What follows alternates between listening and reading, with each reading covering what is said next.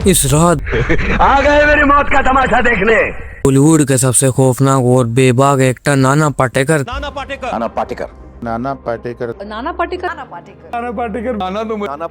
के अंदर का सब कुछ हमेशा के लिए मर गया। छोड़ करके आप गांव क्यों चले गए? मैं इंडस्ट्री का हूँ नहीं। मैं यहाँ आता हूँ, काम करता हूँ, वापस भाग जाता हूँ। मैं यहाँ कभी आप पार्टी में मैं कभी गया नहीं। मुझे वहाँ हो रहा। एक ऐसा इंसान जो पर्दे पर आते ही आग लगा देता था। आखिर उनकी रियल लाइफ में छुपा वो कौन सा खौफनाक हादसा था जिसने उनकी आंखों की हंसी छीन ली? क्या ये उनका गुस्से वाला अंदाज था या अंदर छुपी एक गहरी चीख? बात उस वक्त की है जब नाना पाटेकर का नाम ही बॉलीवुड में डर और पावर हाउस एक्टिंग का दूसरा नाम था। करना हाँ, तो पहले घर पे आ। खाता है तू? मटन वटन खाता है? मटन खाया ना? अभी चल बर्तन साफ कर। ये नाना पाटेकर है यार, वो तो बाप है, वो अलग ही है, वो मिट्टी। उनका बोलने का तरीका, उनके बिना स्क्रिप्ट के एक्टिंग करना, तुम्हारी ये नामर्दानगी, बुज़दिली एक दिन इस देश की मौत का तमाशा इसी खामोशी से देखेगी। कुछ नहीं कहना। और बड़े बड़े डायरेक्टर पर चिल्लाना। पहला झगड़ा परिंदा में नाना से ये हुआ था कि उसने खाना मांग लिया था दोपहर को। मैंने कहा घर से नहीं लाया खाना, तो झगड़ा हो गया। हाँ, ये तो पहला झगड़ा ये हुआ था। उन्हें इंडस्ट्री का सबसे मवादिक एक्टर बनाता था।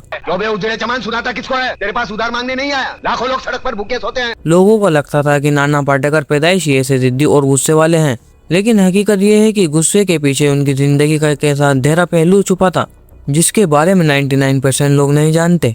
एक ऐसा दौर जब नाना पाटेकर एक सुपरस्टार नहीं बल्कि एक बिखरे हुए पिता थे। समझ रहे हो? लेकिन ट्विस्ट तब आया जब नाना पाटेकर ने अपनी शुरुआती कामयाबी के दौर में शादी की और उनके घर में पहला बेटा पैदा हुआ। नाना उस वक्त इंडस्ट्री में स्ट्रगलिंग फेज से निकल रहे थे। वो अपने बेटे को लेकर बहुत सपने देख रहे थे। सबसे बड़ा सच पता है क्या है? उनका वो पहला बेटा बचपन से ही एक बेहद संगीन बीमारी के साथ पैदा हुआ। उसका चेहरा और शरीर पूरी तरह नॉर्मल नहीं था। लेकिन क्या नाना पाटेकर अपने उस बच्चे को दुनिया के सामने लाने से डरते थे? सुनिए आगे। नाना ने अपना सब कुछ दांव पर लगा दिया उस बच्चे को बचाने के लिए, पर किस्मत को कुछ और ही मंजूर था।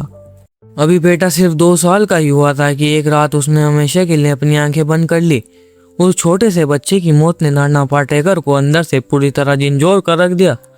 वो घंटों अकेले बैठ कर रोते थे। उन्होंने बाद में एक इंटरव्यू में कबूल किया था कि उस बच्चे के जाने के बाद उनका रब से भरोसा उड़ गया था और उनके अंदर एक ऐसी नफरत और गुस्सा भर गया था जिसे उन्होंने अपनी फिल्मों के किरदारों में निकाला।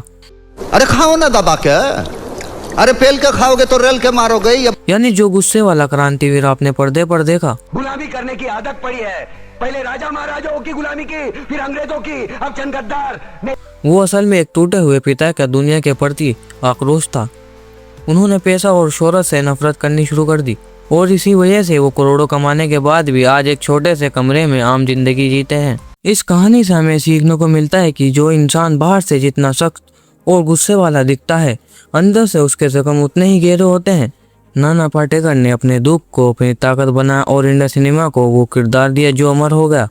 अब आप मुझे पुराने ज़माने के सच्चाइयों के दीवाने बनकर कमेंट में बताओ, क्या आपको नाना पाटेकर की ज़िंदगी का ये दर्दनाक राज पहले से पता था?